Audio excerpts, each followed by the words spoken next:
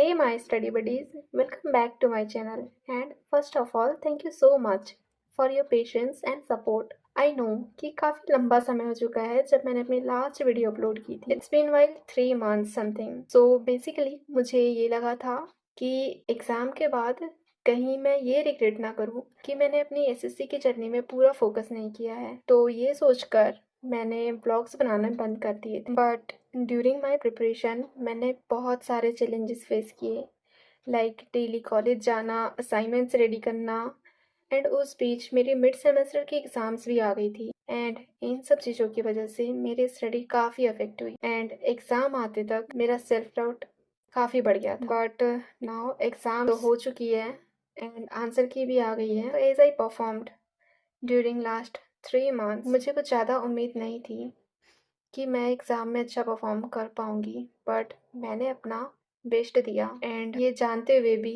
कि last 3 months मेरे लिए बहुत ही इंगेजिंग थे, आंसर की देख कर के मुझे लगा कि मैंने अपना सब कुछ खो दिया है. मुझ में हिम्मत भी नहीं थी कि मैं इस तरह की कोई वीडियो अपलोड करूँ, बट मैंने खुद को समझाया कि एक एग्ज़ाम मेरा पूरा फ्यूचर डिसाइड नहीं कर सकती है एंड मुझे इस तरीके से नहीं तोड़ सकती है. एक साल पूरा मैं वेट नहीं कर सकती, हालांकि मतलब अभी नेक्स्ट 10 मंथ्स में वो एग्ज़ाम फिर से आ जाएगी और मुझे फिर से उसकी तैयारी करना है. बट वो तैयारी मेरी कंटिन्यू रहेगी. बट उसके करीब जो जो भी मेरी एग्ज़ाम्स है अभी फ़िलहाल, जैसे मैंने वर्ग 2 का प्रीलिम्स क्लियर किया है तो मुझे उसके मेंस की तैयारी करना है. प्लस जो एमपी भी है, मध्य प्रदेश इलेक्ट्रिक बोर्ड, उससे काफ़ी सारी वैकेंसी आई है और उसमें मेरी इंटर्नशिप है 2 साल की, एक एज ए इलेक्ट्रीशियन और एक है एज ए स्टेनोग्राफ़र.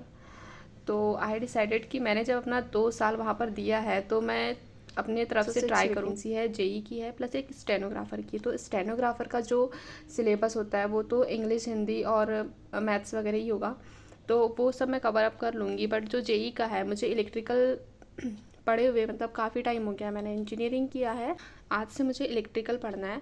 तो इलेक्ट्रिकल का मुझे बेसिक क्लियर करना है, सब चीज़ें रिवाइज़ करनी है फिर से. तो उसके लिए मैं अभी इलेक्ट्रिकल पर फोकस करूँगी. प्लस वर्ग 2 के लिए इंग्लिश पर मुझे फोकस करना है. तो इंग्लिश की प्रिपरेशन मेरी एसएससी की प्रिपरेशन के हिसाब से काफ़ी अच्छी है, बस मुझे उसमें लिटरेचर वाला पोर्शन देखना है. और उसके बाद में एमपीवी के लिए मुझे इलेक्ट्रिकल प्लस मैथ्स तो मैंने काफ़ी समय हो गया नहीं पढ़ा. तो फिलहाल मेरे पास जो अपकमिंग 4 मंथ्स एग्ज़ाम तक का जो सेशन है, पता नहीं एग्ज़ाम कब होगी, बट अपकमिंग 4 मंथ्स के लिए मेरे पास में ये टारगेट है जो मुझे इस पर फोकस्ड रहना है.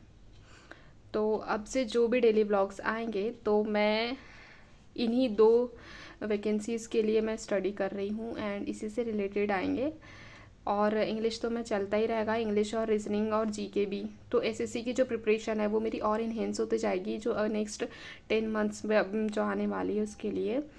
तो यही मेरा अगला टारगेट है.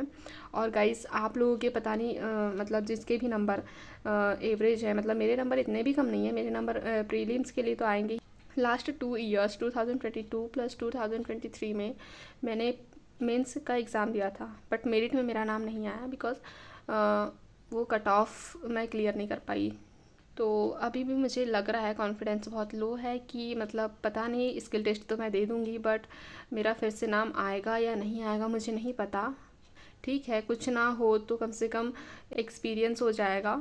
डीमोटिवेट तो नहीं होना है, कुछ ना कुछ तो करना ही है. हर चीज़ की एक नई शुरुआत होती है, रुकना नहीं है. मैं 10 महीने इस चीज़ के लिए वेट नहीं कर सकती हूँ कि मेरी और एग्ज़ाम आएगी, मैं उसके लिए फिर से प्रिपरेशन कर रही हूँ, या वो मुझसे नहीं हो पाएगा. क्योंकि घर से भी इतना ज़्यादा प्रेशर आता है, क्योंकि मैं घर से बाहर रह के पढ़ रही हूँ, तो उस चीज़ का भी प्रेशर बहुत रहता है कि यानी क्या कर रहे हो तुम्हें करना है. जब ये वैकेंसी आई है, तुमने इतना इंजीनियरिंग किया है, वहाँ पर इंटर्नशिप किया है, तो तुम क्यों कर रहे हो. ये सारी चीज़ें, हर चीज़ का जवाब देना होता है.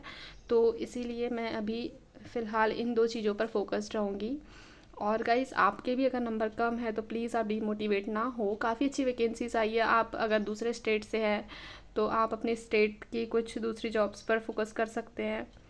और बाकी जिनकी मैथ्स कम है, तो अगर आपके पास में अभी कुछ ज़्यादा टाइम है तो प्लीज़ 2 महीने कम से कम अपनी मैथ्स को बेसिक क्लियर करने के लिए दीजिए. उसके बाद में तो आप प्रैक्टिस कर करके हो जाएगा. क्योंकि मैंने भी, यकीन मानिए, मैंने भी मैथ्स नहीं पढ़ा है, काफ़ी टाइम हो गया, तो मुझे भी सब कुछ ज़ीरो से शुरू करना है. तो आई होप कि आप सब मेरे साथ में ये जर्नी स्टार्ट करेंगे। तो मिलते हैं फिर हर दिन ब्लॉग पे। चैनल को सब्सक्राइब भी कर दें। Thank you.